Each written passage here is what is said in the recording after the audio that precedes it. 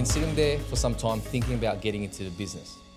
And now you've decided, I want to buy into a franchise because that's the quickest way you can get into a business, a well-established one. I have 8 tips you need to consider and really think about before you actually take that leap. And so let's get into it. The 8 tips. The first one, be ready to enter the business world with an entrepreneurial mindset. A lot of people enter the business with an employee mindset and they treat it as such. When you become a business owner, it's a whole new world. You're doing everything from top to bottom. You're putting all the hours in that people don't see you put in, and you've got to make that commitment. So making that shift and understanding that you've got to do it all in the first year or second year and as you go on is very important. The second thing is to understand the time commitment as a business owner. You know, employee, you work 9 to 5, you might do a bit of overtime, but now as a business owner, this is yours. You've got to do the 10, 12, 13-hour days, work on weekends, sacrifice time with family to try and grow and make this successful. So understand the time commitment. The third thing is continuous learning. So you might be good at something and that might be sales because that was your previous job. But now you've got to understand how the marketing works. You've got to understand the numbers. You've got to understand how to manage people. You've got to understand how to become a leader of people.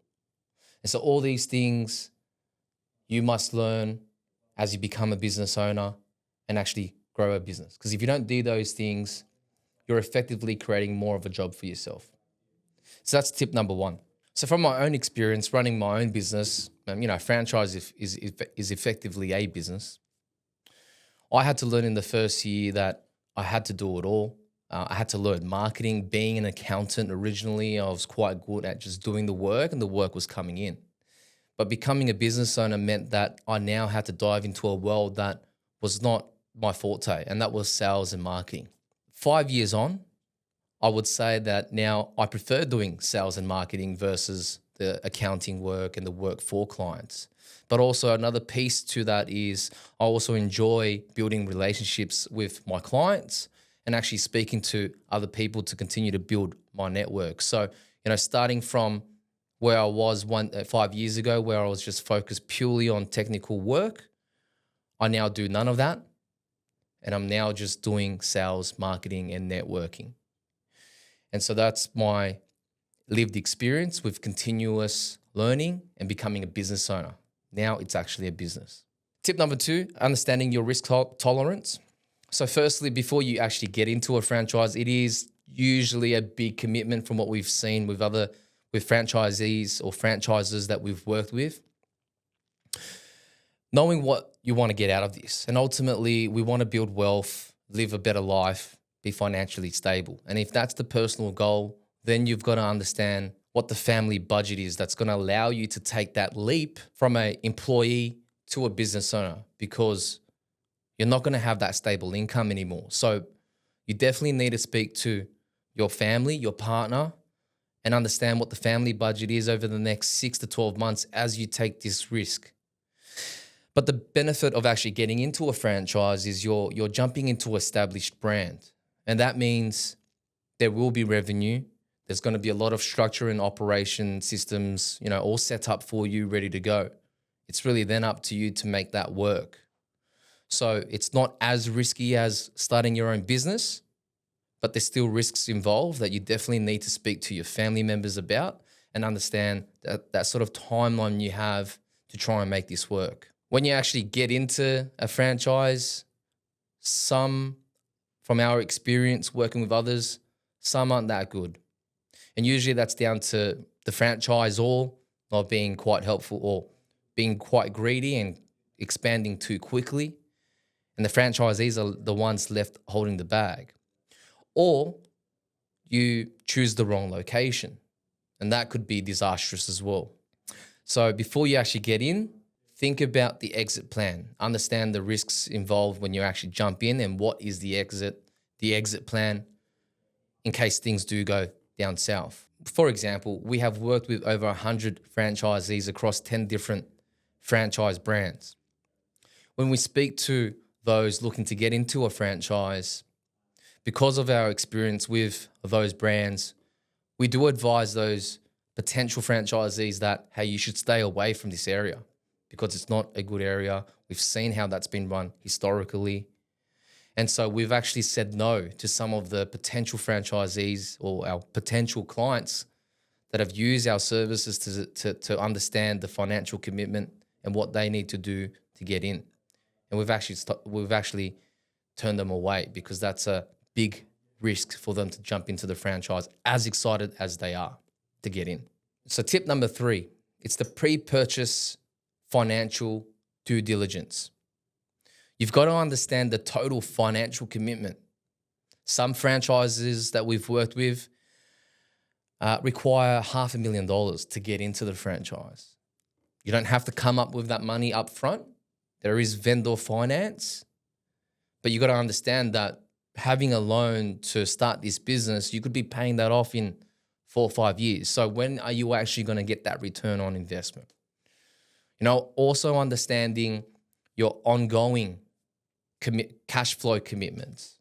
And the way we will do this is look at your cash flow break even. So how much money do you need to make? Or how much revenue do you need to generate in order to cover your operating costs as well as outflows of cash? That's your loans, investment in stock, drawings. Those are some of the things that you need to factor in. It's not just looking at your expense report. So before you do get in, if you are buying into a franchise area that has an existing franchisee, it would be good for you to actually get those numbers and look at how they've performed historically and understand why they're selling. We've seen some people exit because of them wanting to retire. So it's actually a good area to buy in. But some are also exiting because it's not a good area. So doing that check will do wonders for you before you make that big financial commitment. Number 4, pre-purchase legal due diligence. So before you get in, you've got to understand the franchise term and the renewal options. So most franchises we see can generally, when you enter into one, is about 4 to 6 years. And you've got to be wary about the terms. Because if you also have finance involved and your franchise term is up to 6 years, for example, some legal contracts will have an option for the franchisor to either renew or not renew. So really, you could be potentially helping a franchisor build out their brand via the franchise route. And by 6 years' time, when you've actually paid off all the loans, and now you can start to make money from year 7 onwards or more money, they say, no, you can't. We're not renewing. So that's one thing to look out for, and definitely speak to a legal professional about this, because they definitely need to review all the terms and the clauses in that contract before you sign. Another important thing is understanding the rules around shared income. When you get into a franchise, there are different franchise areas, and some could be close to your area. And so what happens if a customer comes to you in a different area and sells and buys from you? Is that your income, or is that another franchisee's? Speaking to a lawyer about it to make sure you understand those rules is important. Lastly, understanding the legal but also financial impacts of exiting. So as I mentioned before, before you get in, you want to plan the exit. And as you plan the exit, what are the potential legal ramifications, whether that be legal costs or exit fees that you may need to pay, but also what are the tax implications, for example. Tip number 5, choosing the right operating structure. There are different structures you can use to operate a business, your franchise. There's a sole trader, there's a partnership, there's a company, there's a trust. Most franchises won't accept a sole trader or partnership. That's because they want you to be protected. And so therefore you usually will go down the route of a company or a trust. Now, from our example, what we've seen with other franchises we've worked with is some have some convoluted structures set up with bucket companies, corporate trustees, trusts, and an operating company. And that is too complex for a business owner to understand and to operate in. My advice and what we've been giving to our franchisees that are looking to buy in is to keep it simple. You can operate in a company structure and that's it. You don't need a trust. You don't need a bucket company. You don't need a corporate trustee. Keep it simple. But once again, it's different for everyone. So understanding what your personal situation, what your personal group structure looks like, then also understanding what your goals are to then put in the right structure in place. And so, as I mentioned before, from our experience, we've seen one franchisee not understanding or not knowing the structure that they were operating in, but also the franchisor didn't know themselves. And so they were operating out of a trust, but the franchisor thought they were operating out of a company. And so once again, this could cause a lot of issues, but that's why I say keep it simple. Tip number 6, speak to high-performing franchisees. When you enter into a franchise or you're looking to enter into a franchise, you will get the opportunity to speak to, or at least ask the question to say, hey, I want to speak to the high performers. Now, the high performers, they've been in there for years. They're veterans at what they do. They know the ins and outs. They know what the first year was like. They know how the franchisor operates and whether they give you, the support that you need, especially the ongoing support. By speaking to them and understanding what's involved and how to be successful is something you should do before you sign on the dotted line. Tip number 7. So you've got to consider the importance of location and assess your competition.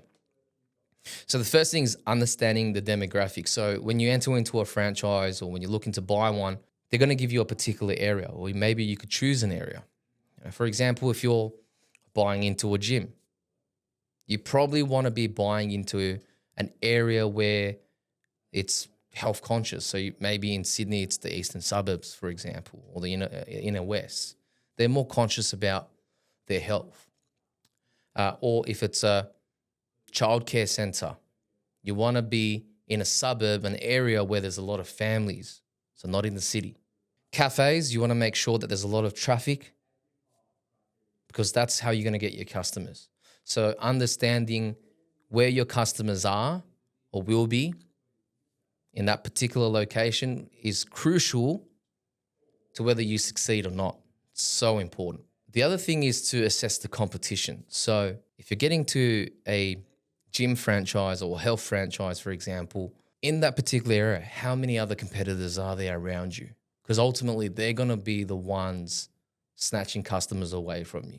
So you want to be careful, or you want to ensure that you're scoping out that area to make sure that you've got a good area that doesn't have a lot of competition. So from my experience working with a franchise, the area that they get into is so important. Why? Because different areas have different types of customers. And so, for example, one of our franchises that we work with, they sell tools. It's very hard for those in a particular area, especially like the Sydney or Melbourne metro areas where it's hard to find parking. There's a lot of tolls. It's hard to drive around the city because there's so much traffic. Because they're in sales, they have no time to actually get in front of their customers. And the type of customers they get in front of are your suburban mechanics or suburban businesses that need those sort of low margin tools. But for the guys of the same franchise where they're in regional areas, we find that they are more successful. And that's because they're dealing with bigger businesses that want bigger tools, servicing trucks, servicing big machinery, and they're a lot higher margin than the ones you'll find in the city. The other thing to that is they don't have tolls, they don't have issues with parking, so they've got more time to be in front of their customers. So this is why it's so important that you understand the demographic of that area, but also the competition. And the last tip I have for you is investigate the franchisor. The reason why franchisors go down the franchising path is to grow their brand. And what we've seen in the past, and you would have seen it with a lot of different brands, is that they grow too quickly and the franchisor is only thinking about their back pockets. And so what gets left behind is the franchisee. There's no ongoing training. There's no initial training. There's no support. Those are the things you need to look at to understand if the franchisor is there to help you or is there to make a quick buck. You've seen examples like your Donut Kings, your Gloria Jeans, your F45s. They grew too quickly or they weren't taking care of their franchisees, and a lot of them have closed down. So you want to make sure you are doing that research into the franchisor to make sure that you are getting that support. We also typically find that franchisors will charge royalty or franchise fees on your top line, your revenue, and that means less profits for you. Some don't do that.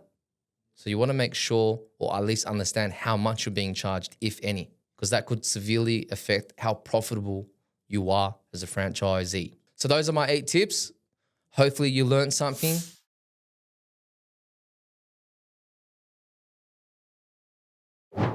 So you've been sitting there dreaming and thinking about getting into business. You've done some research on Google, you watched some YouTube videos, and you've got all this information, but you're overwhelmed, it's too much, and you're thinking, where do I start? What's important? What's not important? You've decided you're going to buy into a franchise. Which one? Which one should I get into? What's good? I've worked with over 100 franchisees across 10 different franchise brands, and I know what it takes to succeed. So I've written an ebook, 20-page detailed ebook about what you need to know. All the stuff you don't need to know, it's not there. Click the link below. It's going to take you to the ebook page, complete your details, and get that free guide today. That is all you need to get started before you sign on that dotted line.